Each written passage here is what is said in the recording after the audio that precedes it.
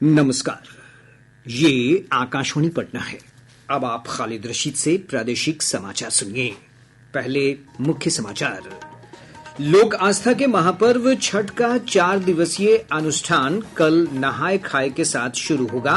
राजधानी पटना समेत प्रदेश भर में छठ घाटों पर तैयारियां अंतिम चरण में। तरारी, बेलागंज, इमामगंज और रामगढ़ विधानसभा क्षेत्र में उपचुनाव के लिए चुनाव प्रचार तेज।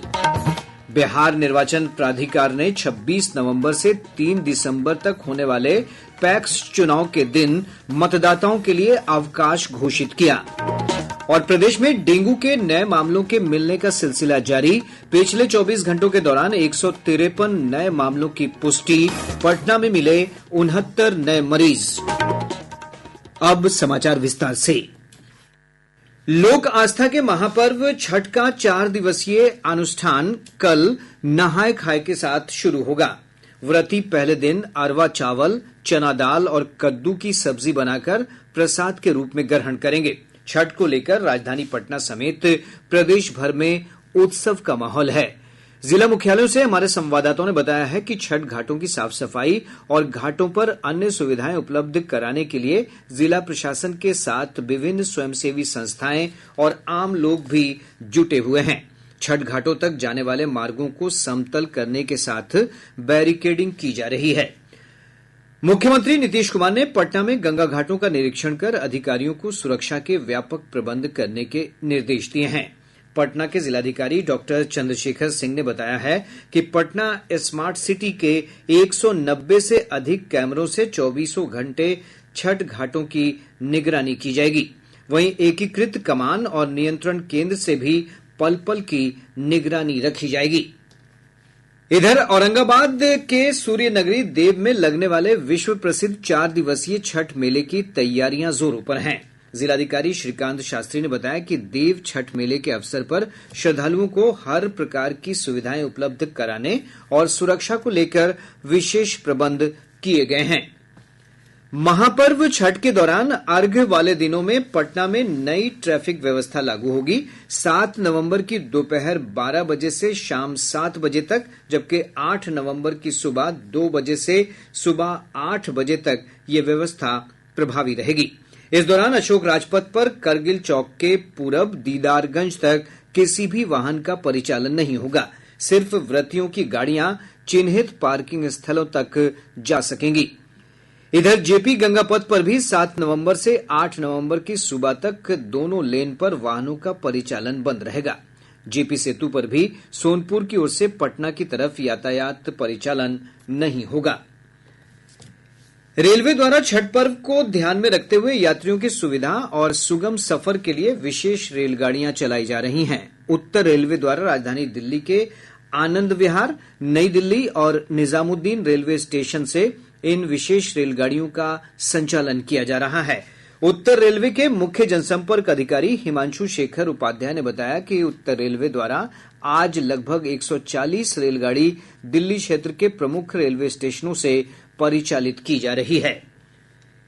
केंद्रीय रेल मंत्री अश्विनी वैष्णव ने कहा है कि देश भर में अगले 5 से 7 वर्षों के भीतर रेल यात्रा एक अभूतपूर्व बदलाव से गुजरने के लिए तैयार है।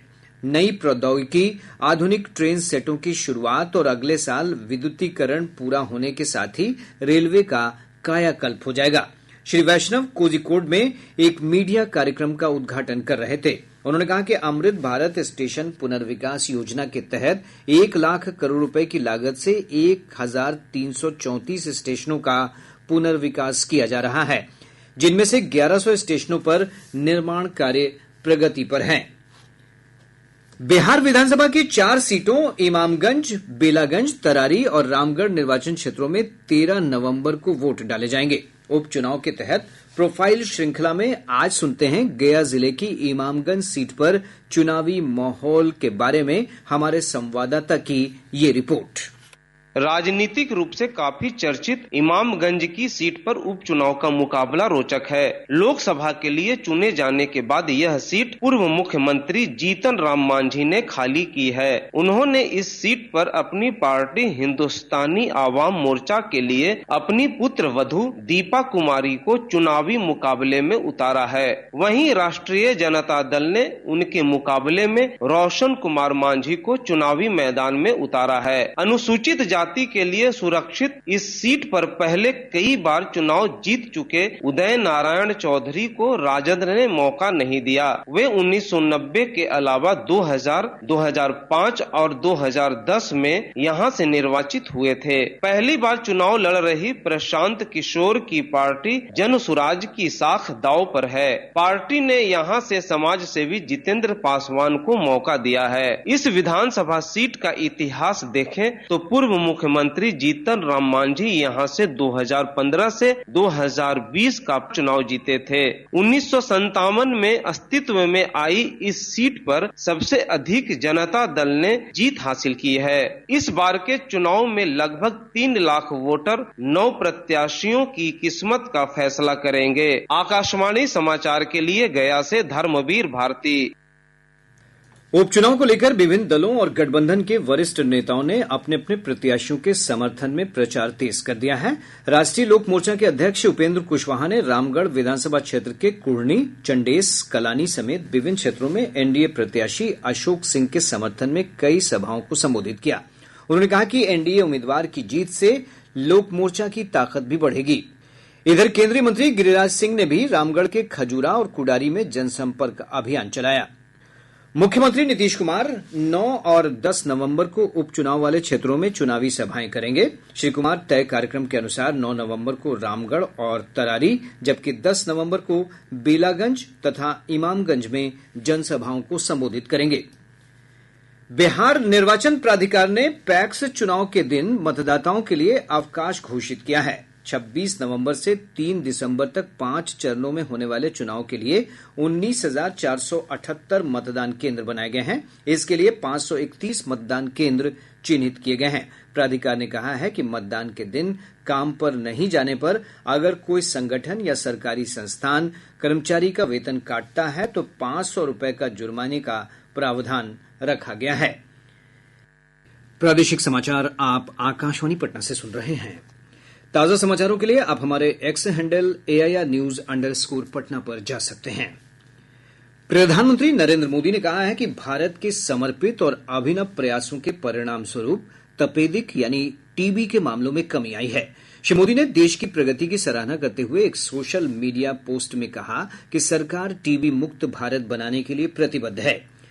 विश्व स्वास्थ्य संगठन के अनुसार भारत में वर्ष 2015 से 2023 तक टीबी के मामलों में 17.7% की कमी दर्ज की गई है। यह दर विश्व स्तर पर 8.3% की कमी की तुलना में दोगुनी से भी अधिक है। स्वास्थ्य मंत्री जेपी नड्डा ने सोशल मीडिया पोस्ट में जानकारी साझा करते हुए कहा कि टीबी की रोकथाम और नियंत्रण भारत के परिवर्तनकारी दृष्टिकोण को दर्शाता है। उन्होंने बताया कि सरकार ने टीबी रोगियों को आवश्यक पोषण सहायता प्रदान करने के लिए निक्षय पोषण योजना जैसी प्रमुख पहल करके राष्ट्रीय टीबी उन्मूलन कार्यक्रम का विस्तार कर इसे सुदृढ़ किया है। प्रदेश में लगभग 4,000 शिक्षक फर्जी पाए गए हैं। जांच के दौरान इन शिक्षकों का सीटीईटी में निर्धारित अंक से कम नंबर पाया गया है। कई शिक्षकों के जमा दिव्यांग प्रमाण पत्र, जाति प्रमाण पत्र, निवास, खेल सहित विभिन्न प्रमाण पत्र भी फर्जी पाए गए हैं। माध्यमिक शिक्षा निदेशक योगेंद्र सिंह ने बताया कि जिन शिक्षकों की मार्कशीट संदिग्ध है उनकी जांच संबंधित विश्वविद्यालयों से कराई जा रही है। दोषी पाए जाने पर इनके खिलाफ कार्रवाई की जाएगी। इधर सक्षमता परीक्षा पास शिक्षकों के लिए 1 अगस्त से 13 सितंबर तक आयोजित काउंसिलिंग में शामिल नहीं हो पाए शिक्षकों को छठ के बाद एक अवसर और दिया जाएगा। प्रदेश में भारत संचार निगम लिमिटेड BSNL की स्वदेशी 4G मोबाइल सेवा के तहत 1,111 नए BTS चालू हो गए हैं। साथ ही इस महीने 4G के नए 300 BTS पूरे प्रदेश में लगाने का लक्ष्य रखा गया है। बिहार दूरसंचार परिमंडल के मुख्य महाप्रबंधक रविन्द्र कुमार चौधरी ने बताया कि पिछले महीने पूरे प्रदेश में 350 नए बीटीएस की सुविधा दी गई थी। इसके साथ ही सभी बीएसएनएल ग्राहकों को डाटा स्पीड 40 एमबीपीएस तक मिलने लगेगा। प्रदेश में मौसम शुष्क बना हुआ है। मौसम विभाग ने अपने पूर्वानुमान में बताया है कि इस सप्ताह तापमान सामान्य से अधिक रहेगा। इसके बाद तापमान में धीरे धीरे गिरावट आने की संभावना है। मौसम विज्ञान केंद्र पटना के वैज्ञानिक ने बताया कि अगले 5 दिनों के दौरान राज्य के तापमान में किसी विशेष परिवर्तन की संभावना नहीं है। अगले 24 घंटों के दौरान राज्य में मौसम शुष्क, कुछ क्षेत्रों में आंशिक रूप से बादल तथा भागलपुर एवं बांका में बूंदाबांदी का भी पूर्वानुमान है। प्रदेश में डेंगू के नए मामलों के मिलने का सिलसिला जारी है। पिछले 24 घंटों के दौरान राज्य में 153 नए मामलों की पुष्टि हुई है। इस दौरान पटना में 69 नए मरीजों की पहचान की गई है। प्रदेश में डेंगू मरीजों की संख्या बढ़कर अब 7,146 हो गई है। सीतामढ़ी जिले की पुलिस टीम ने बेला थाना क्षेत्र में अपराध की योजना बना रहे 4 अपराधियों को गिरफ्तार कर लिया। पुलिस ने मौके से पिस्तौल और गांजा समेत कई आपत्तिजनक सामान भी बरामद किए हैं। शिवहर जिले के पिपराही थाना क्षेत्र अंतर्गत अंबाकला गांव के पास छापेमारी के दौरान पुलिस ने एक वाहन से 660 बोतल नेपाली शराब के साथ एक व्यक्ति को गिरफ्तार किया है। मधुबनी जिले के अरेर थाना क्षेत्र अंतर्गत एकतारा गांव में करंट की चपेट में आने से एक व्यक्ति की मौत हो गई।